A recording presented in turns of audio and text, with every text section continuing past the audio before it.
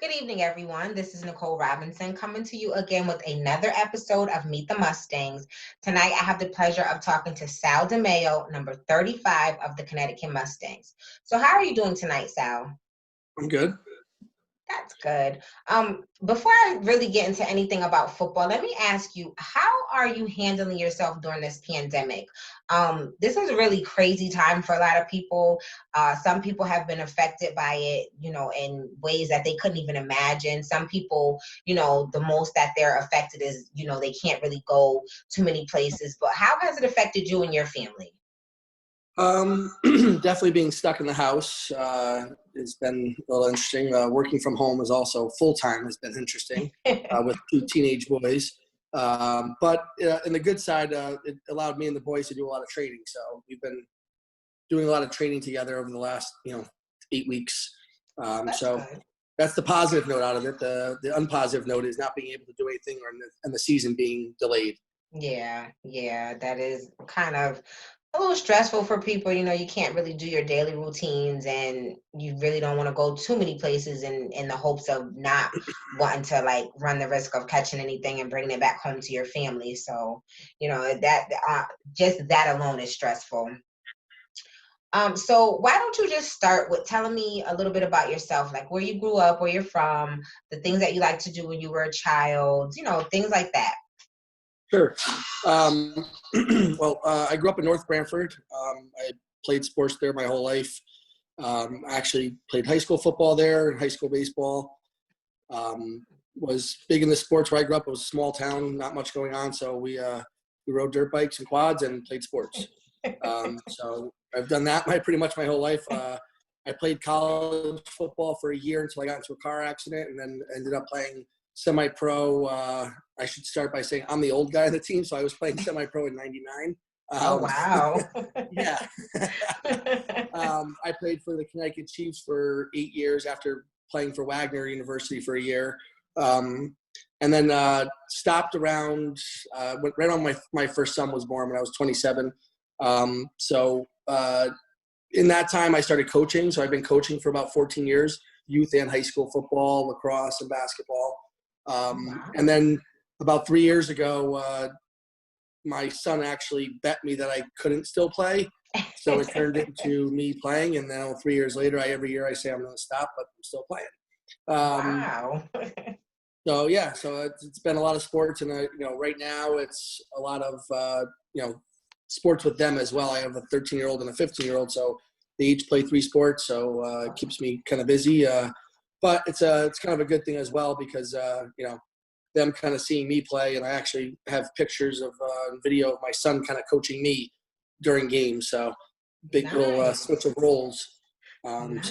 yeah, it's about it.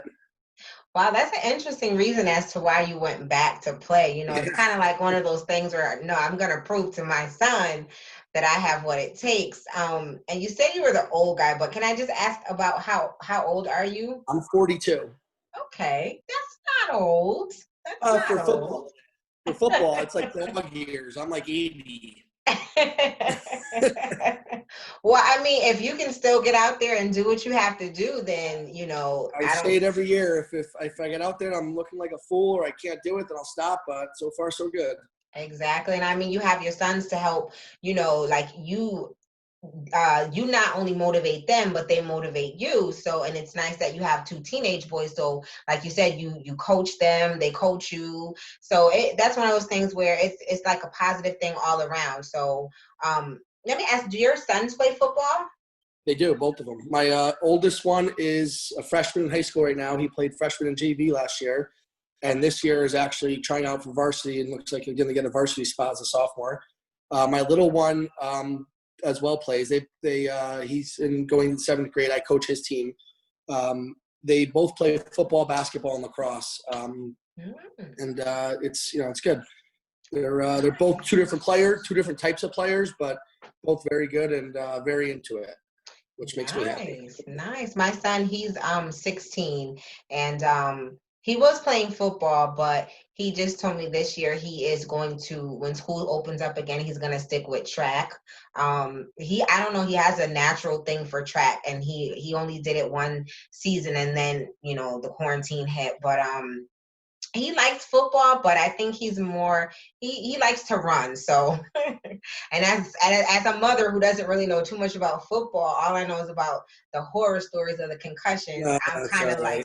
yeah, I'm kind There's of actually like, more concussions in boys soccer than there is football. oh wow. Yeah. He used to play soccer too. He got out of that. He didn't like that one, but it is what it is. I mean, as long as he's active and doing something, I really don't care. That's it. So, um, let me ask you, you were playing football as a child, but when would you say you kind of like fell in love with playing football? Like, because you played for a long time, so you have to have, some kind of love I've for the been playing sport. since I was 6. Wow. So minus like actually the 6 years I didn't play, I actually played flag, so I played some kind of it. But I would say probably when I was my first year of tackle, when I was like 8 years old, I noticed right away that it was, I played 4 sports when I was younger. I even played soccer up until high school. But football was the one sport I noticed that you couldn't hide. Everybody on the field had to do their job at once. And if one person didn't do their job, it was very noticeable. Yeah. Soccer, baseball, basketball, my kids playing lacrosse, someone can be kind of off in the corner, not doing much, and you can get by, and you can still have a really successful game or practice, whatever. Football, it doesn't work. There's always that one spot that if it, someone breaks down or doesn't do it, it's right there. It's easy to see. So I think that was one of the reasons that I kind of, attracted me to it and keeps me to it, because it kind of follows pretty much everything in life. I tell the kids I coach all the time, it's the only sport that is as true to life as anything else with the lessons. It takes everybody on the team, even the guys that are on the sideline, to really complete a full game and to be successful at it. So that was one of the main reasons. My grandfather also coached college and coached high school and got me into it. My uncle played in college. So, kind of watching their stuff and going to the games with them when I was young, the high school games, just kind of roped me in even more. And, now it's like it's part of a normal day-to-day with me. My kids watch film with me nonstop. My older one helps coach on my little one's team. So it's a pretty much, it's like church at my house. You guys are like a big football family, I see. Yes. Oh, wow. That's crazy. How does your wife handle all this football? Not too well, but it's actually ex-wife. So Okay. Sorry about that. Sorry that's about okay. that. But yeah, no, she likes going to the kids' games. But it's her family never played sports, so it was always like they're doing too much. It's too much. Where my family, we all played, and it was like not even a question you were playing. We didn't even get asked if we wanted to get signed up. You were signed up. So for me, it's normal. For hers, it was a little, much at first, I think. Yeah.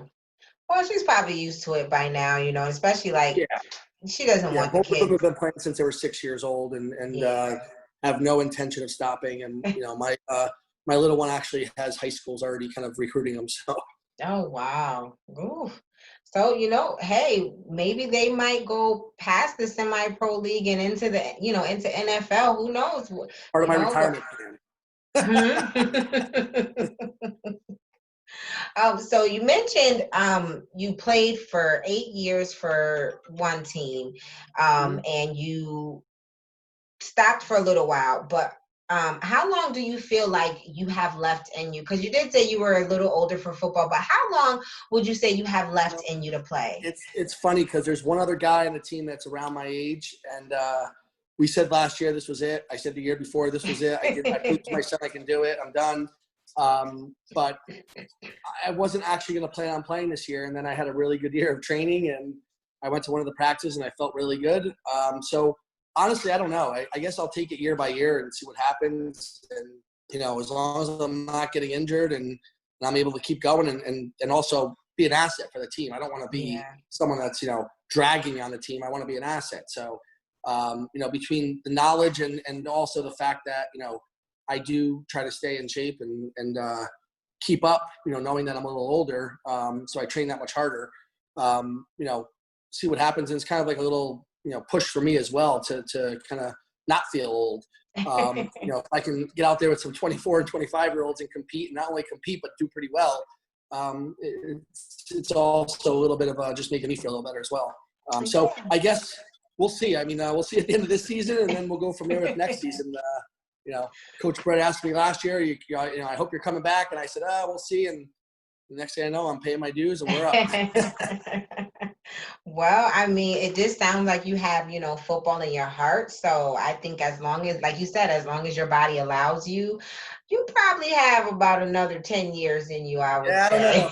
We'll see about that. But, at least one more, maybe two. We'll see. Yeah, I think I always so. tell the kids, my team that I coach, that if you guys come out there and say that I have to stop, then I'll stop. But so far every game they tell me to keep going. So we'll see. I mean, I think they probably, honest. they probably they love seeing their coach, be able to strap up and play, and not just coach. So that's, that's the beauty of you doing both. You're playing and you're coaching. So it's something where you can tell your kids that you're coaching, like, I know what I'm basically doing because I'm also doing it at the same time as I'm coaching it. So that's pretty good. I have a unique situation with my older son because I actually put pads on and go against him now that he's older. So when he says that you can't beat me in this, you go in the backyard and I show him that I can. So exactly. As a parent, it's only right, Yeah, that's it. It's only right. But so besides for the love of football and honestly for basically, trying to tell your son, like, this is what I can do and I'm going to show you what I can do, what do you plan to get or what do you wish, to get out of playing with the Mustangs? Honestly, I was going to play with them 3 years ago. I ended up going to another team, which I regretted. I became friends with a lot of the guys in the team and most of the guys. So it's to me, it's like the camaraderie. It's the other part of football that I hope to get out of it. It's just, the teammate joking around, busting each other's balls a little bit after the games, hanging out after the games, practice and stuff like that. It's just, that's the part of it that I missed even as much, if not more than playing, was just that whole piece of it. So, I hope to get that out of it. And then also, see how far we can go and just keep proving to people that, age is just a number and we can keep going. I mean, I love nothing more than telling a 22-year-old that he just got beat up all day by that I'm old enough to be his father. So. Exactly. I mean, I bet you that kind of takes the smile off of their face, like, oh my goodness, this guy can be my father and he's beating me on the field. Oso plays right next to me and he loves telling people that. Hey, you got to do what you got to do. So let me ask you, besides the kids, because I'm sure they take up a lot of time because you guys play a lot of sports. What other hobbies do you do? Like, is there anything else that you like to do with your time? I have a motorcycle. I like to go riding with friends. The gym is a big part of my life for the last 3 years. I go to a functional hybrid gym, so it's class-based, and I end up going to a lot, usually a few classes a day, and then maybe sometimes even teaching some of them. And then honestly, coaching is one of my biggest hobbies. So even in the off season when there's no coaching, I'm watching film, I'm working with kids. I talk on some forums. I've done some, coaches corners type things, videos with other guys live on like a forum type thing. So, whether it's football, basketball, lacrosse, I'm also kind of constantly re-educating myself on different parts of the game and different aspects and getting different perspectives on it. Funny enough, it's probably my biggest hobby, coaching. But besides that, I also do I own a little remodeling company. So, doing woodworking, stuff like that is another thing that takes up some of my time beside my full-time job. Wow. Oh, goodness. You have so much stuff going on with you right now. Do you even have time to sleep? A few hours a day. But that's pretty good, especially in this crazy time that we're dealing with. It's really nice to be able to stay busy. Yeah. Just keeps your mind off of everything that's going on. So that, I commend you for having so much things that you're doing and positive things. Um, how old are the kids that you teach, I might ask? I know you mentioned excuse me, coach. I know you mentioned you coach for your youngest son's team who's 13, Yep. but do you coach any kids So, younger than that? I last year I coached, or 2 years ago I coached my nephew's little flag team that was 6, 7, 8 year olds. Okay. I'm on our board for North Haven football, so I am one of the 9 people that help run the league. So I also do that. So I also train some of the young coaches coming in or new dads coming in. So I work with them as well. So it's really all ages I work with. Beginning of the season, the first 4 weeks, we pretty much work with 3rd grade all the way to 8th. I've also coached my older son's team from 4th up until 8th as well. I worked at the high school a little bit, but I kind of pulled away from it once my son was in high school because I kind of want them to have their own experience in high school. I feel like it's kind of their time to earn it without, or learn it without me being there, and kind of get those life lessons that come with it as well. So when they're out of it, I may go back to high school coaching when my youngest one's graduated, but we'll see what happens then. I mean, I do enjoy the youth. I enjoy bringing kids in I've never played before, kind of showing them the ins and outs of the game, and also getting them to get that love for the game. As the sport gets attacked a lot, it's one of my things of trying to prove to people that it's not any different than any other sport, and actually it's probably one of the safer ones because it's consistently, because of always under attack, reinventing new ways to be safer, to make sure that kids are going to be safe playing it, all the way from the kid level up to the NFL level. They're constantly reinventing the game. So it's probably I'd say the majority of the kids I coach are on the 10 to 13 age though. For football. For basketball and lacrosse, it's all over the place. Oh, wow. Well, that's good. It's nice to have a coach who is not only positive about what he's doing as far as coaching, but just honestly someone who has love for that sport, because like you said, you want to kind of coach these guys and let them know that they can fall in love with these sports too. And what better way, or what better person honestly to do that than someone who actually loves just all around sports. Like you said, you do the basketball, you do the football, you do the lacrosse. So that's so many different avenues right there. You have to stay in shape because you're all over the place. Some people will say I just coach basketball and lacrosse to recruit football players, but hey, whatever works. Yeah. Whatever works. So, where do you see yourself when you decide that football is done? Well, when you decide that playing football is done, I should say, because you're definitely always going to be coaching. But where do you see yourself next? What will you use to fill the void of not playing football anymore? I don't know. I mean, I've talked to some of the coaches in our team about staying involved coaching maybe. I do work with a lot of the younger guys that maybe have played very little on the Mustangs or haven't played at all, or maybe were a lot smaller when they're in high school and we're running back and now we're linemen, just on technique and stuff. So I could see myself helping out at the semi-pro level of coaching and just working with technique and stuff like that with the linemen or running backs, something like that. Oh, okay. And I've actually recruited a few of our younger players to actually coach with me. So, like Mike Shaw, our running back, is actually coaching on my son's team this year for his first time working with running backs and linebackers. So I'm also trying to, grab some of those guys and bring them into coaching and show them a different aspect of the game. Oh, that's cool, because I actually did interview Mike Shaw last week. And if I can remember correctly, he did mention that he was coaching it, but ironically, it's funny that he's coaching for your son's team. So that's really nice.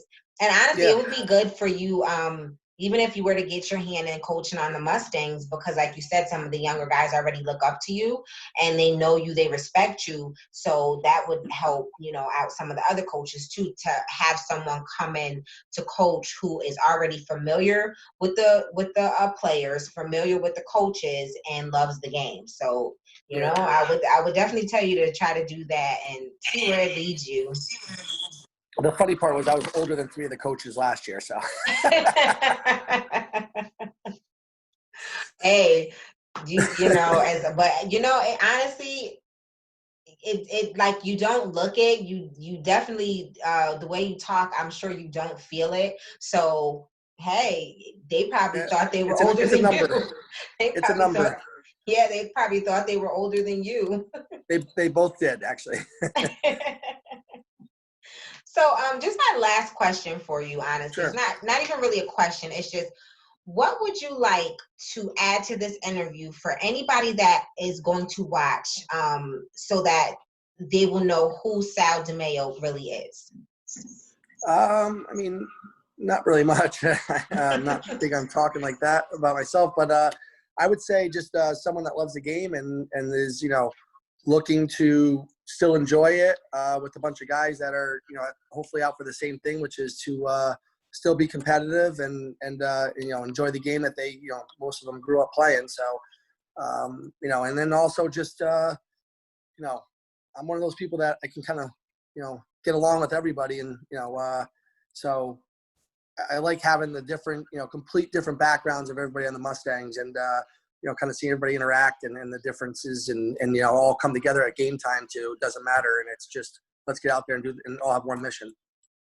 Well, I hear you. I hear you. And there you guys have it from Mr. Sal DeMaio. I would like to thank you for taking your time out to speak with me tonight, Thank you. just so people can understand a little bit more about you. Hopefully, through these interviews, you guys will have more fans in the stands, more support from not only the Hamden community, but the surrounding communities as well. And this concludes another episode of Meet the Mustangs with Sal DeMaio, number 35 of the Connecticut Mustangs. Mountain watch us. Thank you. You're welcome.